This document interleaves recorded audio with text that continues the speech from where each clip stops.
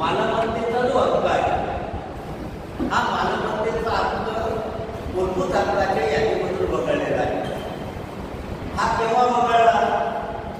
1978 मध्ये मोरारजी देसाई यांचं सरकार असताना 44वी घटना दुरुस्ती झाली आणि या 44व्या घटना दुरुस्तीने मालमत्तेचा हक्क जो आहे तो मूलभूत हक्काच्या यादीमधून वगळलेला आहे. म्हणून सध्या आपल्या देशाच्या राज्यघटनेमध्ये 6 मूलभूत अधिकार आहेत. आता मूलभूत अधिकार का महत्वाचे आहेत? कारण कोणत्याही समाजाच्या विकासासाठी हक्क आवश्यक आहे. प्राध्यापक हेरॉल्ड लास्की नावाचे अभ्यासक असं म्हणतात की एखाद्या राज्याचा दर्जा एखाद्या राज्याचा दर्जा कशाच्या आधारावर ठरतो? तर त्या राज्यामध्ये नागरिकांना जे अधिकार दिले जातात त्या अधिकारावरून त्या राज्याचा दर्जा ठरतो. म्हणजे ज्या राज्यामध्ये नागरिकांना जास्त अधिकार आहे ते राज्य ग्रेट आहे, ते राज्य चांगलं आहे असं मानलं जातं. कारण समाजाने जर आपल्याला हक्क दिले तर आपला विकास होतो. हक्क म्हणजे काय? हक्क म्हणजे व्यक्तीने समाजाकडे केलेल्या मागण्या. आपण समाजाकडे ज्या मागण्या करतो त्या मागण्यांना समाज आणि राज्याने मान्यता दिली की त्यांच्या हक्कामध्ये रूपांतर होतं. कारण व्यक्ती विकासासाठी हक्क आवश्यक. जर तुम्हाला अधिकारच दिले नाही तर तुमचा विकासच होणार नाही. म्हणून समाजाच्या विकासासाठी अधिकार आवश्यक असतात. म्हणून मूलभूत अधिकाराची कल्पना जन्माला आली. जगामध्ये पहिल्यांदा अमेरिकेची जी राज्यघटना आहे त्याच्यामध्ये मूलभूत अधिकार समाविष्ट केले. 1791 मध्ये अमेरिकेच्या राज्यघटनेमध्ये मूलभूत अधिकार समाविष्ट केले आणि त्यानंतर जगातल्या वेगवेगळ्या देशांच्या राज्यघटनेमध्ये मूलभूत अधिकारांचा समावेश केला गेला. आपल्या देशाच्या राज्यघटनेमध्ये देखील 12 ते 35 कलमामध्ये मूलभूत अधिकारांचा समावेश जो आहे तो समावेश केलेला आहे. हे मूलभूत अधिकारांचा समावेश करताना आपण साधारणतः 3 देशांच्या ज्या घटना आहेत त्याचा विचार केला. कॅनडाची घटना, फ्रान्सची राज्यघटना आणि अमेरिकेची राज्यघटना या 3 राज्यघटनेचा विचार करून आपल्या देशाच्या राज्यघटनेमध्ये मूलभूत अधिकारांचा समावेश केलेला आहे. आता घटनेमध्ये जे मूलभूत अधिकार दिलेले आहेत हे घटनेमध्ये दिलेले मूलभूत अधिकारामध्ये पहिला जो अधिकार दिलेला आहे जो अत्यंत महत्वाचा अधिकार आहे 14 ते 18 कलमामध्ये दिलेला आहे तो पहिला अधिकार म्हणजे समतेचा अधिकार. कारण समता हे मानवी मूल्य आहे. समाज व्यवस्थेमध्ये समता जर अस्तित्वात नसेल तर समाजाच्या सर्व वर्गांना विकासाची संधी जी आहे ती विकासाची संधी प्राप्त होणार नाही. म्हणून आपल्या देशाच्या राज्यघटनेच्या 14 ते 18 कलमामध्ये समतेचा अधिकार दिला आहे. या समतेच्या अधिकाराची 4 आशय आहेत. पहिला आशय आहे तो 14व्या कलमामध्ये दिलेला आहे कायद्यासमोर समानता. कायद्यासमोर समानता याचा अर्थ घटनेने प्रत्येक व्यक्तीला कायद्यासमोर समान मानलेलं आहे, समान दर्जा दिला आहे. म्हणजे व्यक्ती कोणत्याही दर्जाची असो, कोणत्याही हुद्द्याची असो, राष्ट्रपती असो, पंतप्रधान असो, आमदार असो, खासदार असो की लाडू कामगार असो, समान होण्यासाठी समान शिक्षा दिली जाईल. म्हणजे सर्वांना कायद्याचं समान संरक्षण जे आहे ते समान संरक्षण दिलं जाईल. हे 14व्या कलमामध्ये म्हटलं आहे. पुढचा अर्थ सांगितला आहे भेदभावाचा.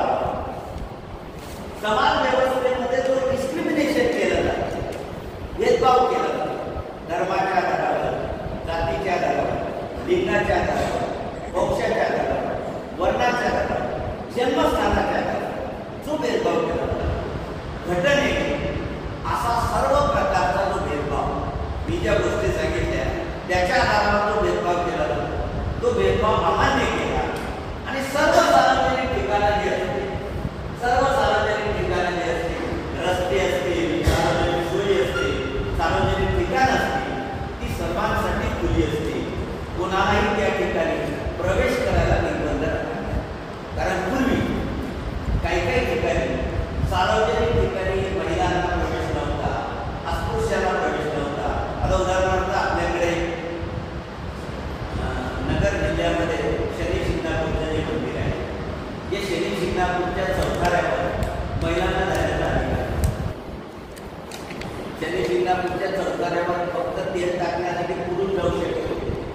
किंवा केरळमध्ये शबरीमाला नावाचं मंदिर होतं.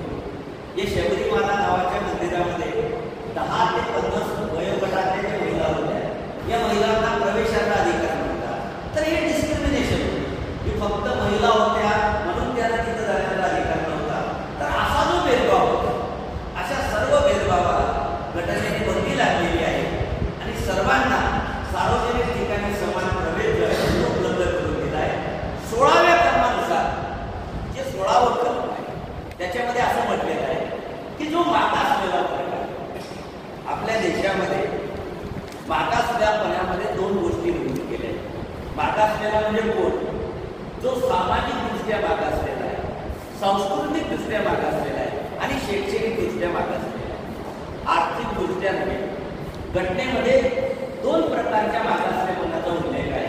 सामाजिकदृष्ट्या आणि शैक्षणिकदृष्ट्या जे मागासलेले वर्ग आहेत, मग त्याच्यामध्ये स्त्रिया आहेत, त्याच्यामध्ये अनुसूचित जाती आहे, त्याच्यामध्ये अनुसूचित जमाती आहे, त्याच्यामध्ये जे मागासवर्गीय आहेत, लहान बालक आहेत, हे मागासलेले आहेत. या वर्गाच्या विकासासाठी सरकारला विशेष तरतुदी करता येतील आणि या ज्या तरतुदी असतील या समानतेच्या विरोधात असणार नाही, असं 16व्या कलमामध्ये तरतूद केली आहे. आरक्षण जे दिलं आहे ना महिलांना, एसटीला, ओबीसीला, तर ते घटनेच्या 16व्या कलमानुसार दिलं आहे. कारण या वर्गाला आरक्षण देऊन इतरांच्या बरोबरीने, जसं महिलांना आरक्षण दिले राजकारणात, जर दिलं नाही तर महिला निवडून येणार नाही, म्हणून इतरांच्या बरोबरीने आणण्यासाठी अशी विशेष तरतूद घटनेमध्ये केली आहे. पुढचं कलम आहे बघा, अस्पृश्यता निवारण. घटनेचं जे 17वं कलम आहे, या 17व्या कलमानुसार भारतामध्ये फार प्राचीन काळापासून जी अस्पृश्यता नावाची ती रूढी होती, त्या रूढीमुळे समाजातल्या एका वर्गावर अन्याय झाला. कारण अस्पृश्यांना मंदिरामध्ये प्रवेश दिला जात नव्हता, गावामध्ये एंट्री नव्हती, इतर समाजाच्या बरोबरीने जेवण करण्याचा, बसण्याचा अधिकार नव्हता, तर अनेक अधिकार त्यांचे नाकारण्यात आले होते. अशी जी अमानुष रूढी होती अस्पृश्यतेची, या रूढीला घटनेच्या 17व्या कलमानुसार बंदी लावण्यात आली आणि अस्पृश्यता पाडणे हा कायद्याने गुन्हा घालण्यात आला. आणि शेवटची तरतूद आहे पदव्यांचं समाप्तीकरण. ब्रिटिश काळामध्ये रावसाहेब, राव बहादूर, राव दिवाण अशा पदव्या दिल्या जातात. नुसत्या पदव्या दिल्या जातात, तर पदव्यांसोबत काही विशेष अधिकार दिले. याच्यामुळे अशी पदव्या असलेल्या माणसांना एक विशेष स्थान, एक विशेष दर्जा किंवा एक विशेष प्रकारची सूट जी आहे, ती विशेष प्रकारची सूट या लोकांना दिली जायची. त्याच्यामुळे समाजामध्ये विशेष वर्ग निर्माण झाले होते. म्हणून अशा ज्या भेदभाव निर्माण करणाऱ्या ज्या पदव्या आहेत, या सर्व पदव्या घटनेने रद्द केल्या. सरकार कोणाचं गुणगौरव करण्यासाठी पदक देऊ शकतं, पदव्या नव्हे. भारतरत्न आहे, पद्मश्री आहे, पद्मविभूषण आहे, या पदव्या नाही, ही पदक आहे. महावीर चक्र आहे, परमवीर चक्र आहे, असं सरकार देऊ शकते लोकांना प्रोत्साहन देण्यासाठी. पण अशा भेदभाव निर्माण करणाऱ्या पदव्या द्यायला घटनेने बंदी लागली आहे. तसंच घटनेच्या 18व्या कलमानुसार एखाद्या भारतीय माणसाला जर परराष्ट्राकडून पदवी मिळाली तर राष्ट्रपतीची परवानगी घेऊन ती पदवी आपल्याला स्वीकारता येते. जसं नोबेल प्राइज आहे, बुकर प्राइज आहे, रामन मॅगसेसे प्राइज आहे. हे जर परदेशाकडून एखाद्या भारतीयाला मिळालं तर राष्ट्रपतीच्या परवानगीने ते स्वीकारता येतं. तर या पद्धतीने समतेच्या अधिकारामध्ये साधारणतः जे 4 गोष्टी आहेत, ते 4 गोष्टींचा समावेश जो आहे, तो 4 गोष्टींचा समावेश हा केलेला आहे. त्यानंतर दुसरा जो अत्यंत महत्त्वाचा अधिकार आहे, तो आहे स्वातंत्र्याचा अधिकार. स्वातंत्र्याचा जो अधिकार आहे, या स्वातंत्र्याच्या अधिकारामध्ये 19 ते 22 या कलमामध्ये हा अधिकार दिला आहे. 19वं कलम जे आहे, या 19व्या कलमामध्ये हे शब्द स्वातंत्र्य दिले आहे. हे शब्द स्वातंत्र्य, त्याच्यात पहिलं स्वातंत्र्य बघा, भाषण आणि मत प्रदर्शन स्वातंत्र्य, किंवा ज्याला अभिव्यक्ती स्वातंत्र्य असं म्हणता येतं. कारण प्रत्येकाला विचार मांडण्याचा, आपलं म्हणणं मांडण्याचा, आपली अभिव्यक्ती करण्याचा अधिकार दिला आहे. त्याशिवाय आपलं म्हणणं इतरांसमोर मांडण्यासाठी निशस्त्रपणे सभा घेण्याचं स्वातंत्र्य दिलं आहे किंवा संघटना निर्माण करण्याचं स्वातंत्र्य दिलं आहे. कारण काही काम एकट्या व्यक्ती करू शकत नाही,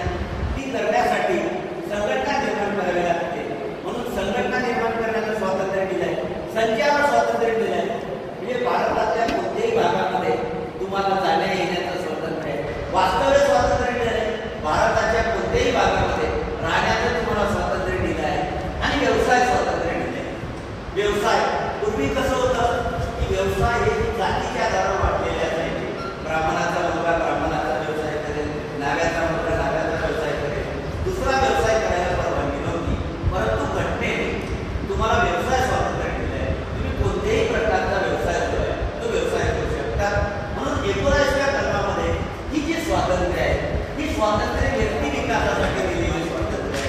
ही स्वातंत्र्य घटना लागू होण्याच्या आधी भारतामध्ये अस्तित्वात होती. त्याच्यानंतर 30, 31, 22 ही जी 3 कलम आहे, ही 3 कलम तुम्हाला जी स्वातंत्र्य दिली आहे घटनेने, या स्वातंत्र्याच्या संरक्षणासाठी केलेल्या तरतुदी आहेत. त्याच्यामध्ये त्याच्यातल्या 3 तरतुदी काय सांगितल्या होत्या की जे 20वे जे कलम आहे बघा, 20वे जे कलम आहे त्या कलमानुसार जोपर्यंत प्रचलित कायद्यानुसार गुन्हा सिद्ध होत नाही तोपर्यंत कोणालाही गुन्हेगार मानलं जाणार नाही. म्हणजे जोपर्यंत न्यायाधीशाकडून एखाद्याला गुन्हेगार म्हणून सिद्ध केलं जात नाही तोपर्यंत तो गुन्हेगार नसतो.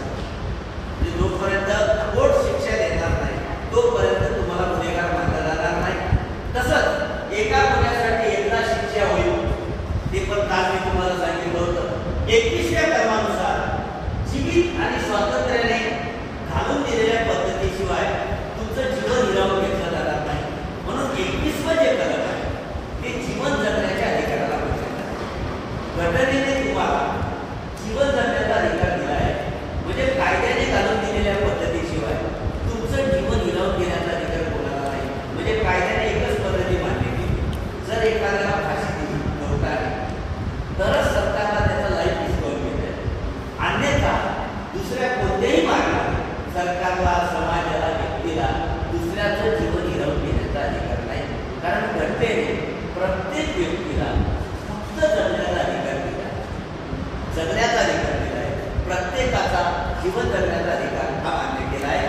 आणि जे 22वं कलम आहे, या 22व्या कलमाने तुम्हाला अटक स्वातंत्र्य दिले. अटक स्वातंत्र्य म्हणजे काय? जर एखाद्या व्यक्तीला अटक केली पोलिसांनी, शासनाने, समाजाने, तर त्या अटक केलेल्या व्यक्तीला 24 तासाच्या आत न्यायाधीशासमोर हजर करणं बंधनकारक आहे. कारण त्या व्यक्तीला अटक का केली ही न्याय व्यवस्थेला कारणं द्यावी लागतात. कारणाशिवाय कोणालाही अटक केली जाऊ नये.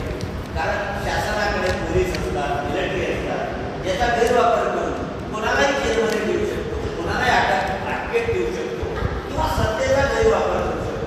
म्हणून सर्वांना अटक स्वातंत्र्य जे आहे ते अटक स्वातंत्र्य दिलं आहे.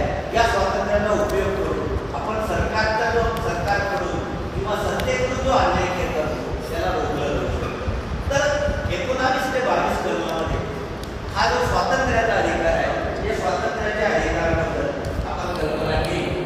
तिसरा जो मूलभूत अधिकार आहे तो तिसरा अधिकार आहे शोषणाविरुद्ध किंवा पिळवणुकी विरुद्धचा अधिकार. हा विशेषतः स्त्रियांबद्दलचा अधिकार तिसरा जो अधिकार आहे. कारण भारतामध्ये विशेषतः स्त्रियांबद्दल जे अनिष्ट रूढी होते त्याच्यामध्ये देवदासी माहिती आहे काय वाकड, जोगवा नावाचा पिक्चर आला होता मराठी. जोगवा पिक्चर मध्ये देवदासी वाघ्या मुरळी, आपल्याकडे त्याला देवदासी भेटत, वाघ्या मुरळी हा शब्द आहे मराठीमध्ये. कारण देवाला जी मुलगी सोडली जाते तिला मुरळी म्हटलं जातं आणि जो मुलगा सोडला जातो त्याला वाघ्या म्हटलं जातं. कर्नाटकमध्ये यल्लमा नावाची देवी आहे. या यल्लमा नावाच्या देवीला मुली सोडल्या जातात. विशेषतः दक्षिण महाराष्ट्रामध्ये ही जबरदस्त प्रथा होती. मुली देवाला सोडल्या जायच्या आणि मग त्या मुली देवाला सोडलेल्या मुली मग त्यांच्यावर समाजाची मालकी, मग त्या मुलींचं लैंगिक शोषण आणि त्याच्यातून पुढे वेश्या व्यवसाय त्या पिक्चरमध्ये सर्व दाखवलेलं आहे. तर देवदासी आहे, केशवपण ही रूढी होती. नवरा मेल्यानंतर स्त्रियांचे केस काढणं, केशवपण, बालविवाह, जरट विवाह. जरट विवाह म्हणजे काय? जरट विवाह कशाला म्हणतात? हिंदू धर्मामध्ये विवाहाचे 8 प्रकार आहेत. त्याच्यातला हा एक प्रकार आहे जरट विवाह. जरट विवाहामध्ये वराचं वय प्रचंड आणि वधूचं वय अत्यंत कमी. म्हणजे वर 60 वर्षाचा, वधू 10-12 वर्षाची. पूर्वीच्या काळामध्ये श्रीमंत लोक गरिबांच्या मुली किंवा राजे महाराजे सुद्धा अत्यंत कमी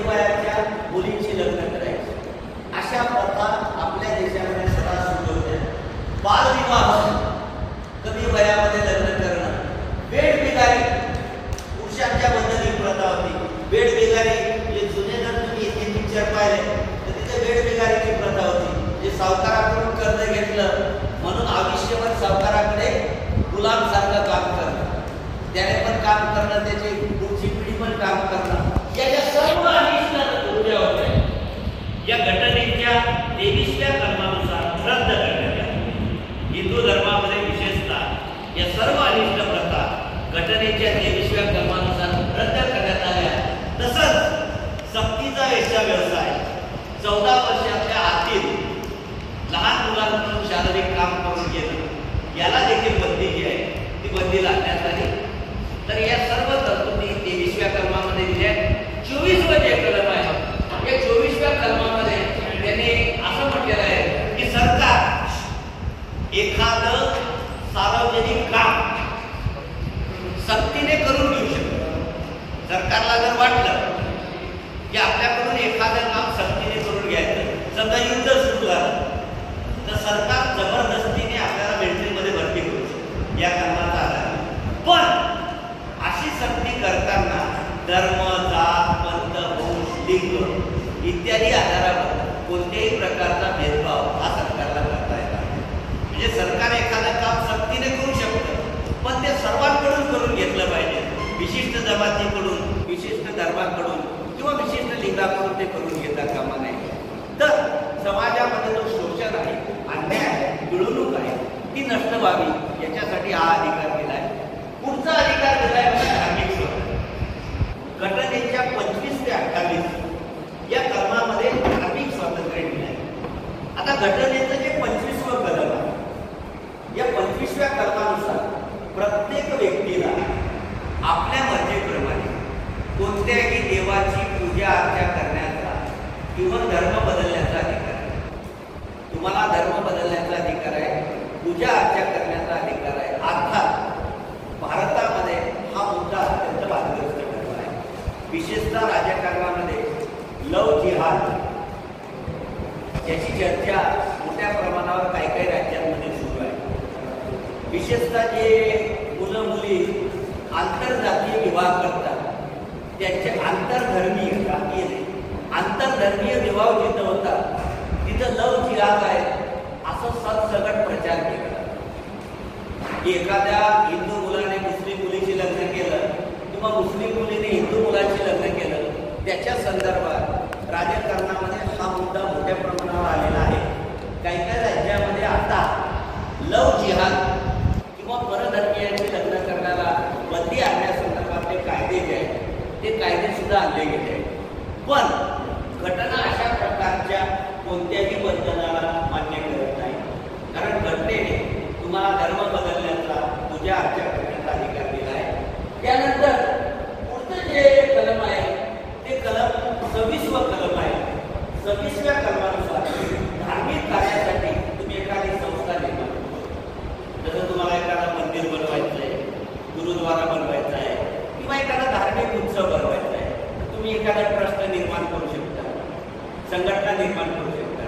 जसं शिर्डीचे साईबाबाचा ट्रस्ट आहे, मोठे मोठे ट्रस्ट आहेत भारतामध्ये, मंदिरवाल्यांचे, मस्जिदवाल्यांचे, किंवा गरबा वगैरे भरवतात, गणपती उत्सव भरवतात. तर अशी संस्था, संघटना निर्माण करण्याचा अधिकार आहे. 27व्या कलमानुसार तुम्हाला धार्मिक कार्यासाठी देणगी गोळा करण्याचा अधिकार आहे. धार्मिक कार्यासाठी तुम्ही लोकांकडून देणगी घेऊ शकता. आणि जर तुमची संस्था रजिस्टर असेल तर तुम्हाला देणगी दिल्याबद्दल इन्कम टॅक्समध्ये सूट पण मिळू शकते. कलम 80C खाली जर तुम्ही धार्मिक कार्यासाठी देणगी दिली, जो रजिस्टर्ड ट्रस्ट असेल, तर तुम्हाला इन्कम टॅक्समध्ये पण सवलत देता येते. आणि शेवटचं कलम आहे 28. या 28व्या कलमानुसार सरकारी अनुदान प्राप्त असलेले किंवा सरकारतर्फे चालवल्या जाणाऱ्या कोणत्याही शाळेमध्ये कोणत्याही प्रकारचं धार्मिक शिक्षण दिलं जाणार नाही. म्हणजे ज्या सरकारी शाळा असतील किंवा ज्या शाळा सरकारकडून अनुदान घेतील अशा शाळेमध्ये कोणत्याही विशिष्ट धर्माचं शिक्षण तुम्हाला दिलं जाणार. मात्र तुमची शाळा खाजगी असेल तर तुम्ही त्या ठिकाणी धार्मिक शिक्षण देऊ शकता. जसं हिंदू लोकांच्या काही खाजगी शाळा आहेत. आता धुळ्याला वेदपाठ शाळा आहे, तिथं धार्मिक शिक्षण दिलं जातं. म्हणजे पुजारी तिथं शिक्षण देण्यासाठी धुळ्याला 40गाव रोडला एक शाळा आहे. किंवा मुस्लिम लोकांचे मदरसे आहेत, गावामध्ये मदरसे आहेत. या मदरशांमध्ये कुराण शिकवलं जातं, कुराणाचं आयत शिकवलं जातं, धार्मिक शिक्षण दिलं जातं. खाजगी संस्थेमध्ये धार्मिक शिक्षण देत आहे.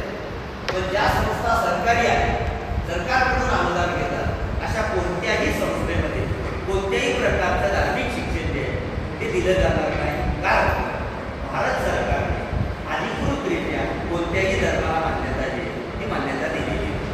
तर या प्रकारे धार्मिक स्वातंत्र्यामध्ये या स्वातंत्र्य आहे. त्याच्यानंतर पुढचं स्वातंत्र्य आहे 29व्या कलमामध्ये आणि 30व्या कलमामध्ये सांस्कृतिक आणि शैक्षणिक, हे दोन हक्क दिले. आता घटनेचं जे 29वं कलम आहे, या 29व्या कलमानुसार प्रत्येक समूहात आपली भाषा, आपली लिपी आणि आपली संस्कृती जतन करण्यात आली. कारण भारत हा देश जगामध्ये सर्वात जास्त विविधता असलेला देश, सांस्कृतिकदृष्ट्या सर्वात जास्त विविधता आहे. म्हणून प्रत्येकाला आपली भाषा, आपली लिपी, आपली संस्कृती जतन करण्याचा घटनेने अधिकार दिला आहे. कारण आपली भाषा, आपली लिपी याच्यामधून आपली कल्चर असते. उदाहरणार्थ आपल्याकडे आयराणी भाषा, जर भविष्यात आयराणी भाषा नष्ट झाली तर ठाणेची आयडेंटिटी आयराणी भाषेची होती. आपल्या भाषेमध्ये गाणी आहेत, वेगवेगळ्या प्रकारच्या आयराणी कथा आहेत, आयराणी म्हणी आहे, आयराणी उखाणे आहे. आयराणीमध्ये पेशत देव आहे. आता कानोबाईचा उत्सव आहे, हा फक्त खानदेशात आहे, खानदेशात आहे. किंवा आपल्याकडे पाहुणे येतात किंवा पुरणपोळी बनवली जाते, या ज्या गोष्टी आहेत या फक्त आपल्याकडे आहेत. तुम्ही तिकडे जर गेलात पश्चिम महाराष्ट्रात या गोष्टी दिसणार नाही. जर आयराणी नष्ट झाली, समजा आपली भाषा नष्ट झाली, तर ऑटोमॅटिक आपली कल्चर पण असते. म्हणून सर्व भाषा आहे, लिपी आहे, संस्कृती आहे, हिचं जतन व्हावं म्हणून तशा शाळा निघत आहेत, विद्यापीठ निघत आहेत. इव्हन आता उत्तर महाराष्ट्र विद्यापीठामध्ये मागणी आहे की आयराणी विषय सुरू केला जावा, आयराणीचे साहित्य संमेलन भरवले जातात. तर प्रत्येकाला आपली भाषा, लिपी, संस्कृती हा जतन करण्याचा अधिकार दिला आहे. आणि 30वं जे कलम आहे ते विशेषतः आपल्याकडे दोन प्रकारचे अल्पसंख्याक, एक भाषिक अल्पसंख्याक आणि दुसरे धार्मिक अल्पसंख्याक. आपल्याकडे 6 लोक धार्मिक अल्पसंख्याक, 6 लोक. कोणते लोक धार्मिक अल्पसंख्याक आहेत? भारतामध्ये 6 समाजाला धार्मिक अल्पसंख्याकाचा सरकारने दर्जा दिलेला आहे. मुस्लिम, ख्रिश्चन, बौद्ध, जैन, शीख आणि पारसी, हे जे 6 धर्माचे लोक आहेत हे धार्मिकदृष्ट्या अल्पसंख्याक आहेत. आणि भाषिकदृष्ट्या अल्पसंख्याक म्हणजे काय? आता महाराष्ट्रात मराठी भाषा बोलली जाते. मराठी भाषा सोडून इतर भाषा बोलणारे जे लोक आहेत, हिंदी भाषा बोलणारे, सिंधी भाषा बोलणारे, हे लोक अल्पसंख्याक. कारण मराठी लोक बहुसंख्याक आहेत. तर या दोन्ही प्रकारचे जे अल्पसंख्याक आहेत, धार्मिक आणि भाषिक, हे अल्पसंख्याक आपल्या भाषेच्या, आपल्या संस्कृतीच्या, आपल्या लिपीच्या संरक्षणासाठी स्वतंत्र शिक्षण संस्था काढू शकतात, विद्यापीठे काढू शकतात. आणि अशा संस्थांना, विद्यापीठांना मदत करताना सरकार कोणत्याही प्रकारचा भेदभाव करणार नाही अशी तरतूद आहे. उदाहरणार्थ आपल्याकडे नागपूरला कालिदास विद्यापीठ आहे, खास संस्कृत भाषेसाठी निर्माण केलेलं विद्यापीठ. धुळ्याला जर तुम्ही कुमारटेकवर गेला तर त्या ठिकाणी सिंधी मीडियमची शाळा आहे. आपल्या धुळे जिल्ह्यामध्ये एकच शाळा आहे, सिंधी मीडियमची शाळा आहे, की तिथं सिंधी मीडियममध्ये शिकवलं जातं. किंवा मुस्लिम लोकांसाठी उर्दू मीडियमच्या शाळा आहेत. तर या 30व्या कलमानुसार अशा संस्था निर्माण केल्या आहेत. किंवा आपल्याकडे जी अमरीशबाईची जी संस्था आहे, R.C. पटेल आहे, HR पटेल आहे, ही सुद्धा भाषिकदृष्ट्या अल्पसंख्याकांची संस्था, तिला दर्जा आहे. अमरीशबाईची जी संस्था आहे तिला भाषिक अल्पसंख्याकांचा दर्जा आहे. तर अशा पद्धतीचा दर्जा जो आहे तो दर्जा शासनाकडून मिळवला येतो. तर या पद्धतीने सांस्कृतिक अधिकार आहे. त्याच्यानंतर शेवटचा जो महत्वाचा अधिकार आहे तो आपल्या दृष्टीने अत्यंत महत्वाचा अधिकार आहे, तो म्हणजे घटनात्मक उपाययोजनेचा. घटनेतलं जे 32वं कलम आहे, या घटनेच्या 32व्या कलमानुसार आपल्याला जे अधिकार दिले या सर्व अधिकारांना न्यायालयाला सोडतो.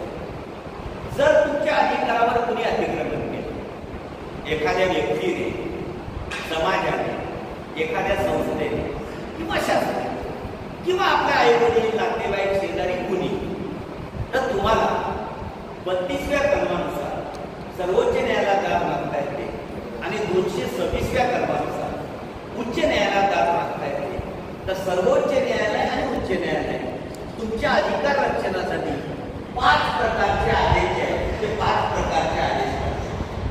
आता पहिला प्रकारचा जो आदेश आहे तो म्हणजे बंदी प्रत्यक्षीकरण. बंदी प्रत्यक्षीकरण याला इंग्रजीमध्ये हॅबियस कॉर्पस असं म्हणतात. याचा मराठीमध्ये अर्थ होतो शरीर हजर करा. हॅबियस कॉर्पस म्हणजे काय? शरीर हजर करा. या अर्जाचा उपयोग केव्हा करतायत?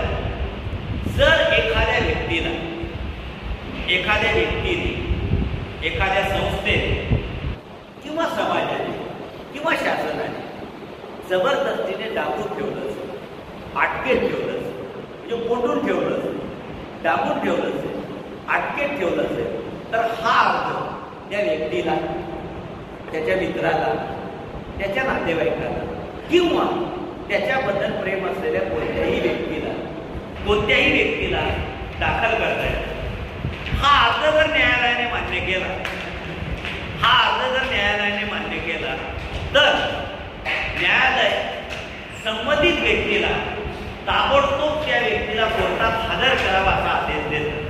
आणि कोर्टात हजर केल्यानंतर त्याला विचारलं जातं की यांना का अटक केली. याचं उत्तम उदाहरण मी तुम्हाला सांगतो. एकदा पश्चिम बंगालमध्ये एका व्यक्तीचा अपघात झाला रोडवर. कोणीतरी लोकांनी त्याला उचललं आणि दवाखान्यामध्ये घेऊन आले. तो माणूस बेशुद्ध होता. कोणीतरी त्यांना दवाखान्यात ॲडमिट केलं. अनेक दिवस तो माणूस कोमामध्ये राहिला. हॉस्पिटलमध्ये त्याच्यावर इलाज चालू ठेवला. काही दिवसांनी त्याचे नातेवाईक आले, पण हॉस्पिटलने त्याच्यावर बरेच दिवस इलाज केल्यानंतर तो शुद्धीवर आल्यानंतर हॉस्पिटलने त्याच्याकडे पैशाची मागणी सुरू केली. कारण त्याला कोणीतरी दुसऱ्याने ॲडमिट केलं होतं. खूप उशिरा त्याचे नातेवाईक हॉस्पिटलमध्ये पोहोचले. तोपर्यंत त्याच्यावर हॉस्पिटलने लाखो रुपये खर्च केले त्याच्या इलाज. पण त्याच्याकडे देण्यासाठी पैसे नव्हते. हॉस्पिटलने काय केलं? त्याच्या रूमला बोलून जोपर्यंत बिल पेड करत नाही तोपर्यंत तुम्हाला हॉस्पिटलमधून बाहेर पडता येणार. त्याच्या नातेवाईकांनी पुष्कळ विनंत्या केल्या की आम्ही हप्ते करून देऊ, असं करून देऊ, तसं करून देऊ. हॉस्पिटलवाल्याने सांगितलं की जोपर्यंत तुम्ही बिल देत नाही तोपर्यंत तुम्हाला हॉस्पिटलमधून सोडता येणार. आणि तितका जास्त दिवस हॉस्पिटलमध्ये जो राहत होता, हॉस्पिटलवाले चार्ज लावत होते. त्याच्यावरचा इलाजचा, त्याला भेटायला जाणाऱ्या डॉक्टरांवरचा, त्याच्या बेडचा चार्ज लावत होता. दिवसेंदिवस बिल वाढत होतं. मग त्याचे नातेवाईक कोर्टात गेले आणि कोर्टाने सांगितलं की याला का अटकून ठेवू, बिल देत नाही. कोर्टाने अमान्य केलं. कोर्टाने सांगितलं की त्या व्यक्तीला सवलत द्या, त्याला हप्ते पाडून द्या, काही बिल माफ द्या. तेव्हा कोर्टाच्या आदेशाने त्याची सुटका झाली. तर कोणत्याही व्यक्तीला असं जबरदस्तीने टाकून ठेवलं असेल, अटकेत ठेवलं असेल ते या अर्जाचा उपयोग. दुसरा अर्ज आहे परमादेश अर्जाचा उपयोग केव्हा करता येतो? जेव्हा आपल्याला अन्याय झाला, या अन्याय निवारणासाठी या अर्जाचा उपयोग करता येतो. याला को-वॉरंट असतो. याचा मराठीमध्ये अर्थ आहे आम्ही अन्याय. आता को-वॉरंट केव्हा होतो? आता समजा तुम्ही खेड्यापाड्यामध्ये कशावर येतात? बसवर येतात, महामंडळात. फक्त उदाहरण आहे, मनाला लावून तर बसवर येतात. आता या बसचे अपघात अनेक ठिकाणी. आता अपघात झाला. अपघातामध्ये जर एखादा प्रवासी जखमी झाला तर त्याला जबाबदार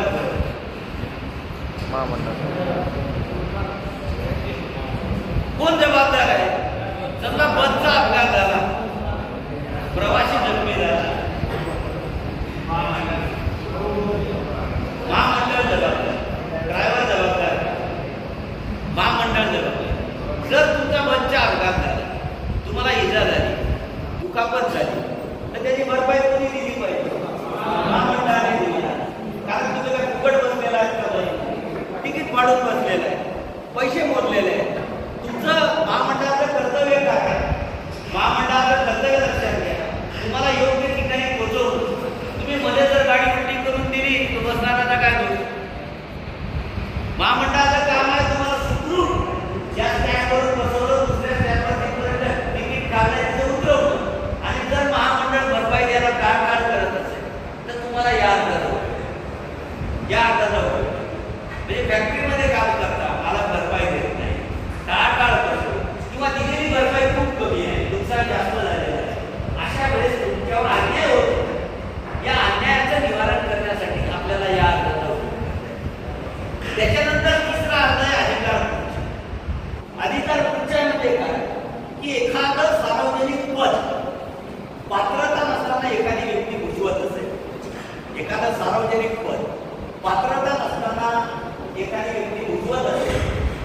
जर परमनंट असेल म्हणजे कायमस्वरूपी असेल आणि त्या पदाशी जर आपले हितसंबंध गुंतलेले असतील तर आपल्याला हा अर्थ लागतो. कारण घटनेनुसार एखाद्या सार्वजनिक पदावर फक्त पात्रता असलेला व्यक्तीच बसू शकतो. अपात्र व्यक्ती सार्वजनिक पद धारण करू शकत नाही. याच्यासाठी ही तरतूद केलेली आहे.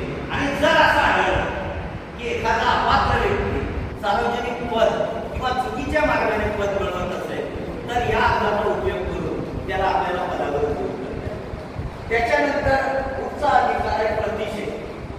प्रतिषेध अर्जाचा उपयोग केव्हा करता येतो की जेव्हा एखादा खटला कनिष्ठ न्यायालयात सुरू आहे, कनिष्ठ न्यायालयात तो खटला सुरू आहे, तो चालवण्याचा अधिकार कनिष्ठ न्यायालयाला आहे. किंवा काहीदा हे जे मोठे मोठे सेलिब्रिटी लोक राहतात, मोठे मोठे पुढारी राहतात, हे सभेत बोलले, कुठे काय बोलले, लोक काय करते आपल्याकडे आता फॅशन झाली, कोणी काही झालं की केस दाखल करा. तर अशा प्रकारचे खटले दाखल केले. तर या अर्जाचा उपयोग असा केला जातो की आपल्याशी फारसा संबंध नसलेला खटला असल्यावर तर या अर्जाचा उपयोग करतो. या अर्जाचा अर्थ असा आहे प्रतिषेध. याचा अर्थ हे जे खटले आहे, या खटल्याचं कामकाज थांबवण्यात यावं किंवा हे खटले काढून टाकावे, याच्यासाठी या अर्जाचा उपयोग केला. या अर्जाचा उपयोग करता येतो. म्हणजे एखादं कनिष्ठ न्यायालय त्याच्या अधिकार क्षेत्राबाहेरचा खटला चालवत असेल तर आपण उच्च न्यायालयाकडे किंवा सर्वोच्च न्यायालयाकडे अर्ज करून या खटल्याचं कामकाज थांबवण्याचा आहे. आणि शेवटचा अर्ज आहे उत्प्रेक्षण.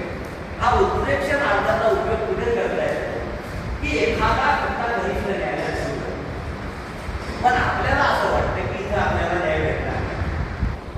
आपल्याला वाटतं की इथे न्याय भेटणार नाही, न्यायाधीशावर गड पडली, वकिलावर गड पडली, तर आपण अर्ज करून हा खटला उच्च न्यायालयाकडे वर्ग करावा अशी विनंती करू. उच्च न्यायालयाकडे वर्ग करावा अशी विनंती करू. याच्या संदर्भातलं उदाहरण आहे की लालू प्रसाद यादव यांच्यावर चारा घोटाळ्याचे खटले बिहारमध्ये